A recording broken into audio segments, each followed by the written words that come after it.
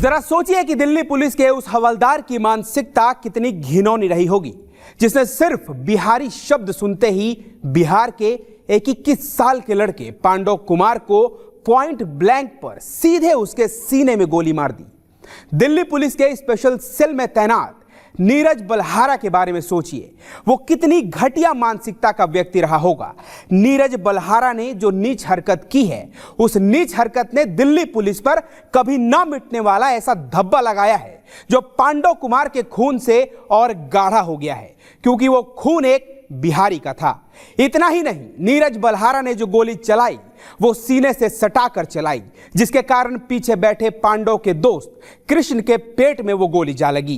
कृष्ण की हालत भी नाजुक बनी हुई है और वो हॉस्पिटल में मौत से लड़ रहा है। नमस्कार, मेरा नाम है अमृत यदुवंशी और आप देख रहे हैं रिपब्लिक भारत का डिजिटल प्लेटफॉर्म। यह खबर हर उस व्यक्ति की घटिया सोच और मानसिकता को आईना दिखाने वाला है, जो क्षेत्रवाद की कुंठा से घिरा हुआ है, जो बिहारी शब्द का इस्तेमाल एक गाली की तरह करते हैं, क्योंकि इस घटना ने यही छाप छोड़ी है कि क्या बिहारी होना एक गुनाह है। दिल्ली में बिहार के खगड़िया के रहने वाले पांडव कुमार की गोली मारकर हत्या कर दी गई। पांडव के दोस्त ने बताया, दिल्ली पुलिस की स्पेशल सेल में तैनात हवलदार ने नशे में पांडव और उसके साथी कृष्ण को गोली मार दी। इलाज के दौरान पांडव की मौत हो गई। कृष्ण की हालत गंभीर बनी हुई है। पांडव दिल्ली में डिलीवरी बॉय का काम करता था। घटना दिल्ली के द्वारका के जाफरपुर कला इलाके में शनिवार रात की है। पांडव के दोस्त ने पुलिस को बताया कि कई दोस्त रुपेश के जन्मदिन की पार्टी में मौजूद थे। रुपेश उनका एक दोस्त था। देर रात पार्टी खत्म होने के बाद करीब 20 लोग गली से निकलकर मेन रावता रोड पर आ गए। इनमें कई महिलाएं और युवक मौजूद थे। कैब बुक करने के बाद कई लोग चले भी गए। सड़क पर एक बाइक पर पांडव, कृष्ण और दीपक, स्कूटी पर छोटू, किशन और कृष्ण मौजूद थे। रात करीब 2 बजे रुपेश इनको छोड़ने के लिए वहां मौजूद था। रुपेश वही लड़का है जिसके घर में फंक्शन था। इस बीच सामने रहने वाला हवलदार नीरज नशे में धुत होकर वहां पहुंचा। आते ही उसने भीड़ लगाने का कारण पूछा। इस बीच नीरज ने लड़कों से पूछा कि तुम लोग कहां के रहने वाले हो। जैसे ही पांडव ने बताया कि वो बिहार का रहने वाला है, उसने गाली गलौज शुरू कर दी। इस बीच कांस्टेबल ने पिस्टल निकालकर पहले पांडव के सिर पर रखी और बाद में सीने से सटाकर उस पर गोली चला दी। जी हां, सीने से सटाकर। गोली पांडव के सीने को चीरती हुई ठीक उसके पीछे बैठे कृष्ण के पेट में जा लगी।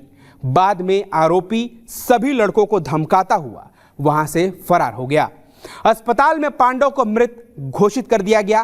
कृष्ण का इलाज जारी है। रुपेश के बेटे का शनिवार को जन्मदिन था और पूरी वारदात का चश्मदीद वही रुपेश है। रुपेश ने बताया कि जैसे ही कांस्टेबल नीरज को बताया गया कि वो सभी बिहार के रहने वाले हैं, तो वो अचानक गुस्से में आग बबूला हो गया।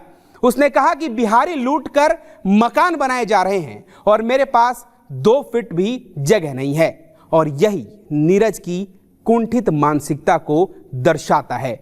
बाद में वो 6 लाख की पिस्टल होने की बात करने लगा। पांडव कुमार की मौत के बाद उसके परिजनों में गुस्सा है।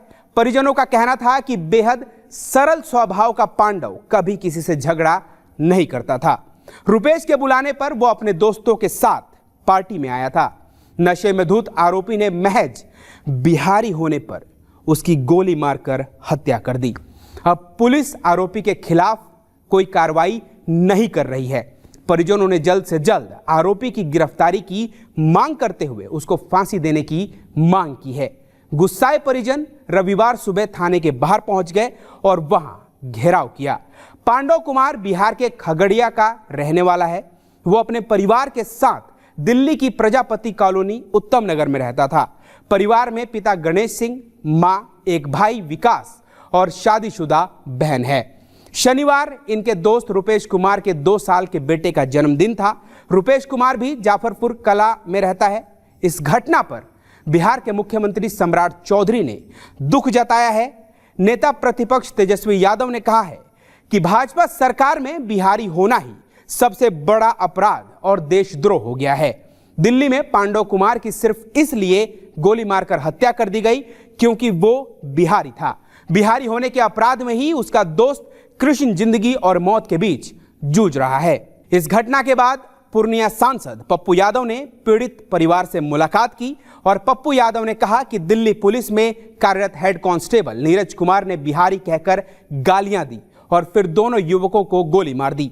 इस घटना पर भोजपुरी अभिनेता खेसारी लाल यादव ने भी गहरा आक्रोश जताया है। उन्होंने अपने एक्स पोस्ट में लिखा है कि यह हाल है देश की राजधानी का, जहां बिहारी एक दिन की हड़ताल कर दे तो 1 इंच खिसकना मुश्किल हो जाएगा। दिल्ली में हर सांसद और विधायक बिहारी वोटर्स के समर्थन के बिना जीत ही नहीं सकता, लेकिन इस मुद्दे पर सबकी बोलती बंद है।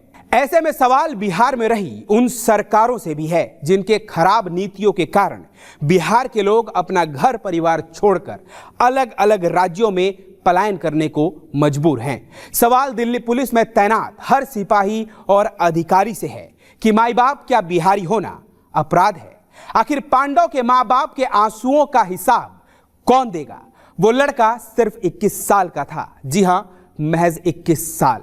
पांडव कुमार अपने घर की जिम्मेदारियां उठा रहा था, वो कमा रहा था। समय समय पर बिहार के लोगों को ऐसे दंश झेलने पड़े हैं, लेकिन समाज में बैठे हर उस व्यक्ति को हम एक जानकारी देना चाहते हैं कि भारत में हर 10वां IAS अधिकारी बिहारी होता है। सर्वोच्च न्यायालय के न्यायाधीश सूर्यकांत जी ने भी अगस्त 2025 में यह बात नोट किया कि अखिल भारतीय सिविल सेवाओं में बिहार का प्रतिनिधित्व बहुत अधिक है। यह तो सिर्फ मामूली आंकड़े हैं, इतिहास तो बहुत गहरा है।